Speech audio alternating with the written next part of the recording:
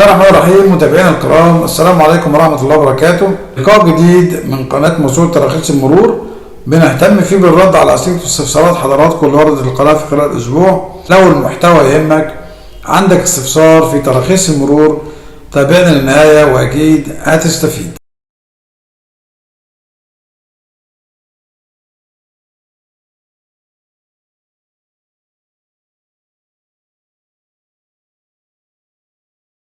كان عندي سيارة وبعتها، عاوز اجدد رخصة القيادة المهنية بتاعتي، فايه الاجراء اللي بيتبع؟ فبنقول طالما ما حدش بعت لك من التأمينات او ما تعملكش تبديد للتأمينات، يبقى الراجل المالك القديم نقل ملكية العربية باسمه، وبالتالي نقل ملف التأمينات باسمه.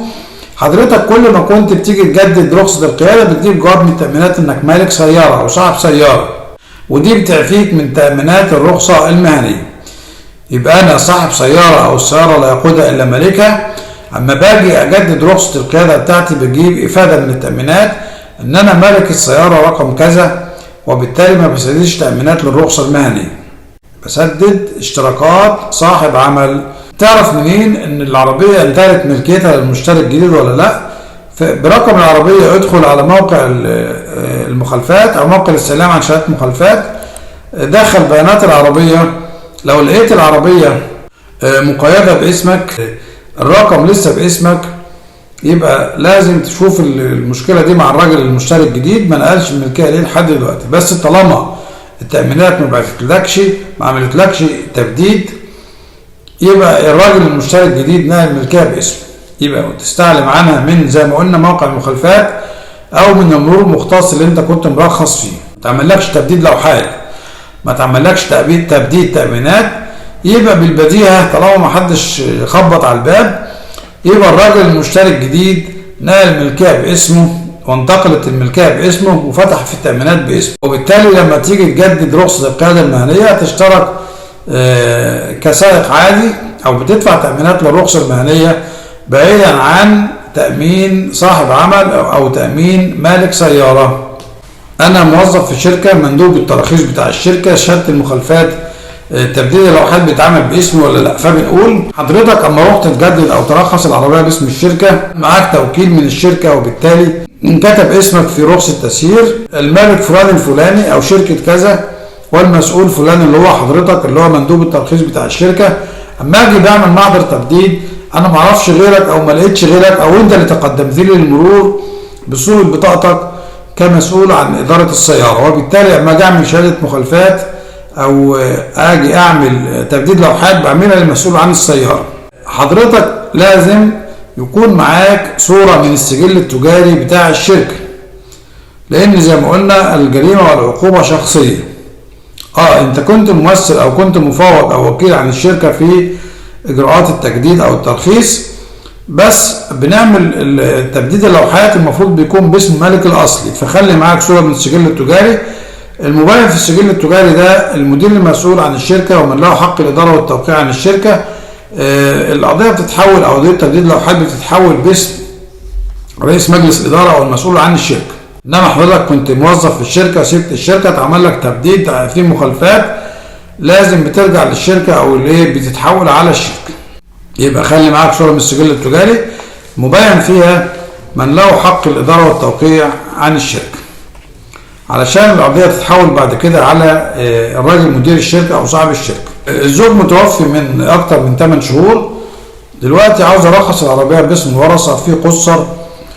فبنقول بما إن في وفاة يبقى في إعلام وراثة. عملت إعلام الوراثة في قصر، معاك قرار الوصاية، عاوز تجددي باسم الورثة. بنشوف مين الورثة، مين القصر، مين الوصية على القصر بموجب المستندات اللي معاكي.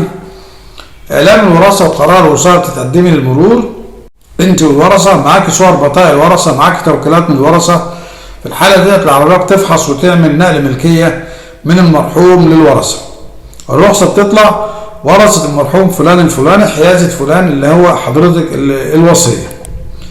وبالتالي طالما في ورثة وفي شركة والكلام ده كله، فالمرور بيعمل حاجة اسمها اقرار مسؤولية. اقرار مسؤولية بيقرر فيه جميع الورثة بمسؤوليتهم عن إدارة السيارة، والتضامن فيما بينهم من سداد ضرائب والرسوم والتعامل مع المرور، وتفويض أحد الورثة اللي هو حضرتك كوصية في القيام بأعمال التجديد والترخيص وإدارة السيارة لمصلحة القصة.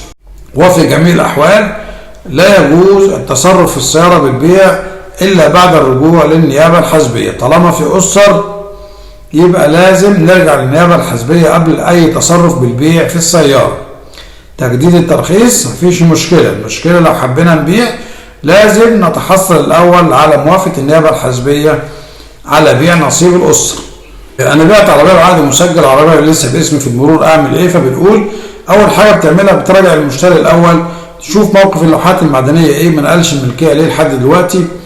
في إمكانية ينقل الملكية ماشي، ما فيش مشكلة. ما فيش إمكانية يسدد المدة الضريبة المتأخرة ويسلم اللوحتين وشهادة المخالفات المرور للاستغناء عن الترخيص. أما بسلم النمرتين وشهادة المخالفات والرخصة المرور بدفع الضريبة المتأخرة بحد أقصى 5 سنين عشان أقفل موضوع تبديد اللوحات. يبقى عشان أتفادى تبديد اللوحات حاجة من الاثنين: المشتري الجديد ينقل الملكية باسمه في المرور أو يرخص باسمه في المرور أو يسلم اللوحات المعدنية للمرور للاستغناء عن الترخيص. إنما في جميع الأحوال المرور ما يعرفش غير صاحب اللوحات المعدنية، ده اللي أنا أقدر أطوله وأقدر أعمل له محضر تبديد لوحات معدنية. إنما انباعت لكذا مشتري بعد كده مش دور المرور. دور المرور ظهر قدام المرور اللي هو صاحب اللوحات المعدنية. حضرتك بعت، يبقى شوف المشتري الأول يسلم اللوحات المعدنية، يجدد الترخيص. المهم ما يسيبش الترخيص كده منهي، بحيث ده بيعد عليك أنت كصاحب اللوحات المعدنية. المرور أما يعمل تجديد لوحات هيعمل لك أنت، مش هيعمل للمشتري، وبالتالي طلع شهادة من محضر تصديق عقد البيع. لا قدر الله اتعمل محضر تبديل، بتقدم شهادة محضر التصديق بتاع عقد البيع انك بايع العربية ما تعرفش عنها حاجة. وفي الحالة ديت القاضي بيحول التبديد اللوحات على المشتري في عقد البيع المسجل اللي انت بايع بيه. عاوز اعرف سعر ترخيص موتوسيكل 3 سنين، فبنقول تكاليف ترخيص موتوسيكل 3 سنين بتوصل ل 2000 جنيه. 2000 جنيه دي شاملة الفحص الفني بتاع امان، شاملة ضريبة المرور، شاملة بوليس التأمين ب3 سنين، شاملة الملصق المروري. يبقى علشان نمسك الرخصة والنمرتين في ايدي لازم مش اقل من 2000 جنيه ترخيص للموتوسيكل لمدة 3 سنين. نتمنى ان احنا نكون اجبنا على اسئلة حضراتكم بشيء من التفصيل. لا تنسونا بصالح الدعاء، ولا تنسى الاشتراك بالقناة في انتظار المزيد والمزيد من اسئلة حضراتكم. شكرا والسلام عليكم ورحمة الله وبركاته.